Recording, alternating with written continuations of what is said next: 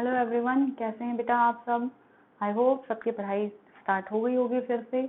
देखिए क्या हो रहा है बेटा कि हम जो लास्ट टॉपिक देखे थे उसमें हमने क्या देख लिया था, स्फेरिकल मिरर्स के कुछ बेसिक्स देख लिए थे। ठीक है, आज के वीडियो में हम सिर्फ इतना देखने वाले हैं कि जो स्फेरिकल मिरर होता है उसमें हमेशा कहा जाता है कि देखो नॉमेनक्लेचर तो अब आई थिंक आप सभी को याद हो गया होगा कौन सी चीज को हम क्या बोल रहे थे।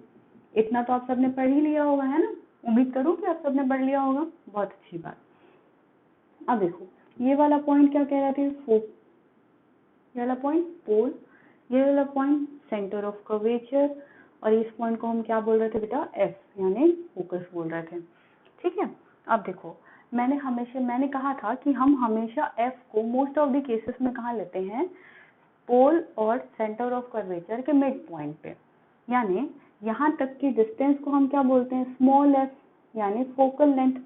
तो फोकल लेंथ की वैल्यू क्या होती है, r/2 होती है। फोकल लेंथ की वैल्यू को क्या लिया जाता है, r/2। What is r? r यहाँ से लेके यहाँ तक की डिस्टेंस, इसको हम क्या बोलते हैं, कैपिटल R यानी रेडियस ऑफ कर्वेचर। यहाँ से लेके यहाँ तक की वैल्यू r हो गई। जो f होता है दैट इज r/2। ये हमेशा बोला जाता है और बहुत सारे न्यूमेरिकल्स में ये सही भी बैठता है, बट ये किस केस में सही है और किस केस में सही नहीं वो अब हम देखने वाले हैं। ठीक है, देखिए सबसे पहले तो हम ये मान लेते हैं कि कोई भी एक लाइट रेज आ रही है। मान लिया ये एक लाइट रेज आ रही है, ये पैराएक्सियल है। ठीक है, मतलब ये कहाँ से जाएगी, पहले मैंने बहुत दूर पे बनाया है ताकि मैं आपको समझा सकूं, बट ये लाइट रेज क्या माने हम, पैराएक्सियल लाइट रेज है। ठीक, अगर ये पैराएक्सियल है मतलब ये कहाँ से जा रही होंगी, ये फोकस से जाएगी। जो भी पैराएक्सियल लाइट रेज होती है बेटा वो कहाँ से जाती है, फोकस से जाती है, हमने पिछली क्लास में पढ़ा था।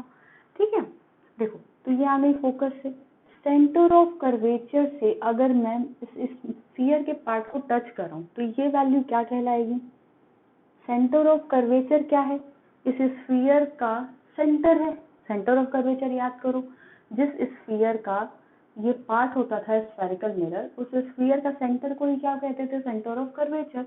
तो मतलब ये सेंटर से अगर मैं स्फीयर पे टच करा दूं तो ये क्या कहलाएगा, उसका रेडियस ही ना कहलाएगा बेटा, तो ये क्या हो जाएगा, कैपिटल R हो जाएगा। समझ में आया।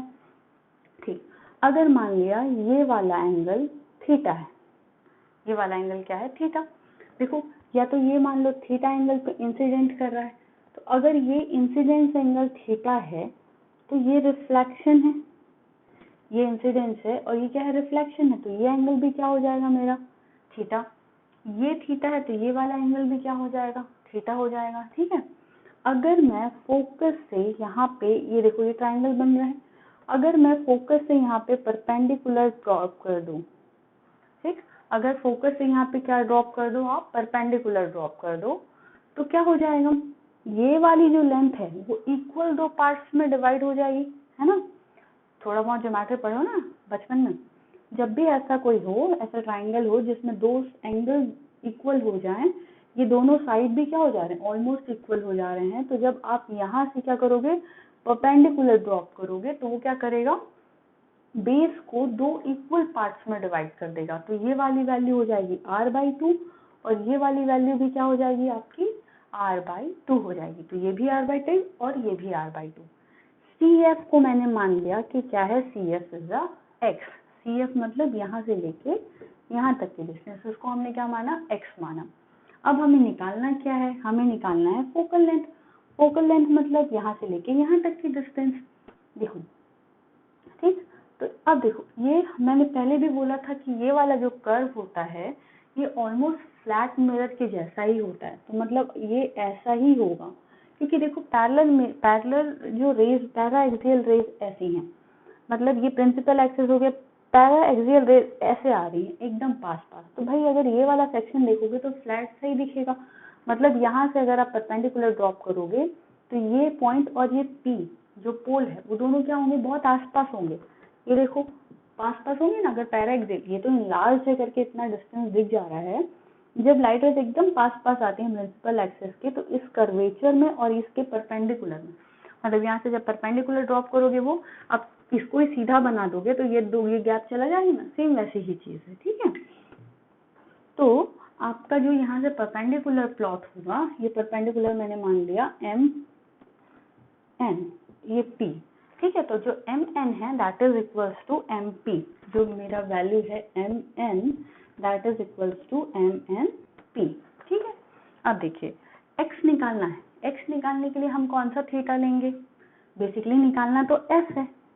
एफ को कैसे निकाल सकते हो, एफ निकालना है अगर एफ को क्या लिख सकते हैं हम, सी पी, सी पी की वैल्यू माइनस सी एफ लिख सकती हूँ क्या। अगर मुझे एफ निकालना है 10f, तो ये एफ क्या है, C P, C P is what, radius of curvature या capital R, C P minus C F लिख दूं, what is C P, C P is capital R, what is C F, I don't know. C F अब हम निकालने की कोशिश करते हैं।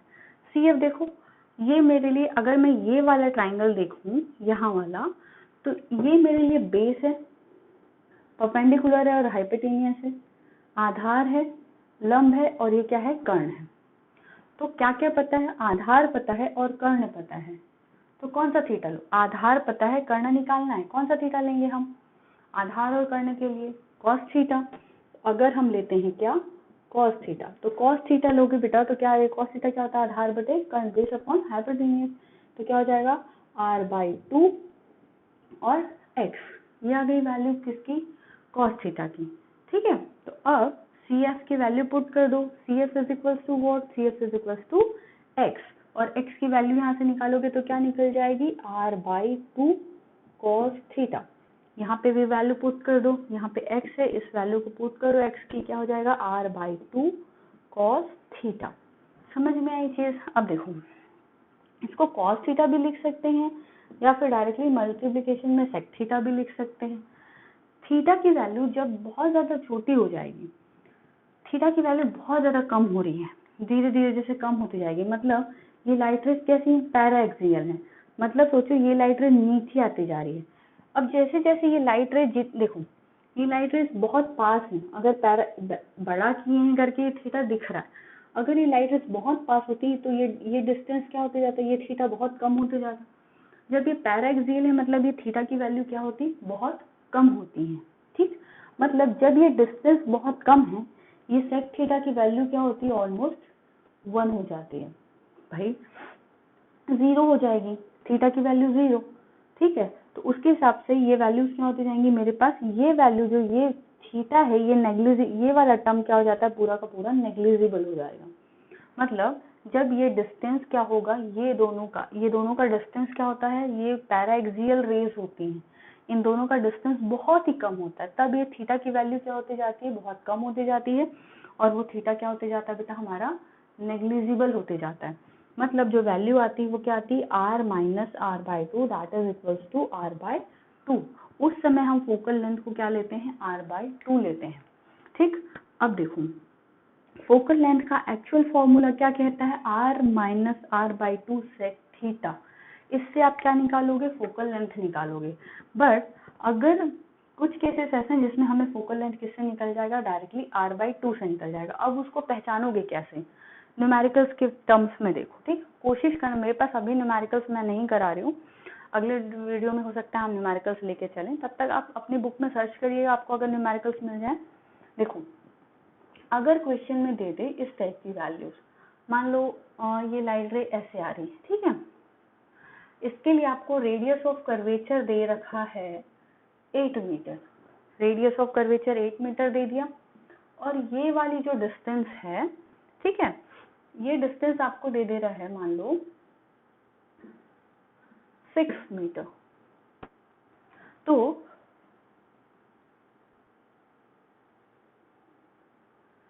यहाँ से लेके यहाँ तक की डिस्टेंस, मतलब ये पैरेलल रेज आ रही हैं, ये पैरेलल रेज आ रही है 6 मीटर डिस्टेंस से। अब ये आर कहाँ से रही है, और ये ऐसे जा रही होगी, ये सेंटर ऑफ, ये फोकस से जा रही होगी, पैरेलल या फोकस से जा रही होगी या कहीं और से भी जा रही होगी, ठीक है। तो ये डिस्टेंस जब हायर है, देखो रेडियस ऑफ कर्वेचर 8 मीटर है, और यहाँ पे ये वाला जो डिस्टेंस है, अगर ये डिस्टेंस ज्यादा है बेटा तो ये थीटा की वैल्यू आएगी, ये थीटा होगा, ये थीटा होगा, ये थीटा होगा। अगर ये डिस्टेंस ज्यादा है, 6 मीटर है, रेडियस ऑफ कर्वेचर 8 मीटर है, तो ये जो थीटा है, ये थीटा क्या होगा, लार्जर वैल्यू होगी इस थीटा की। आपको डेफिनेटली वैल्यूज आप निकाल पाओगे। देखो ये थीटा, ये 6 हो रहा है, ये वाला क्या हो रहा है 8 हो रहा है, तो आप सॉल्व करके थीटा की वैल्यू फाइंड आउट कर पाओगे। ये 6, ये 8 हो गया, ये 6 हो गया, आप थीटा निकाल सकते हो और थीटा निकाल के आप वहां पे वैल्यू पुट करोगे।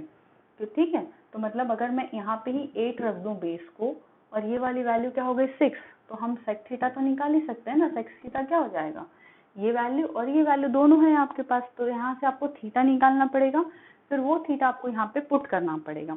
बट यही क्वेश्चन अगर ऐसा दिया होता कि ये रेडियस ऑफ कर्वेचर 8 मीटर देता और इसको 6 mm दे देता, तो 8 मीटर के आगे 6 mm क्या है, नेग्लिजिबल है। मतलब ये बहुत बड़ा है रेडियस ऑफ कर्वेचर और इन दो रेस के बीच की डिस्टेंस एकदम ही कम है, माइनर डिस्टेंस है। तो इस केस में आप थीटा को डायरेक्टली क्या कर सकते हो, नेग्लेक्ट कर सकते हो। आपको वहां पे ये थी चीज, ये वाला टर्म कैलकुलेट करने की जरूरत नहीं पड़ेगी।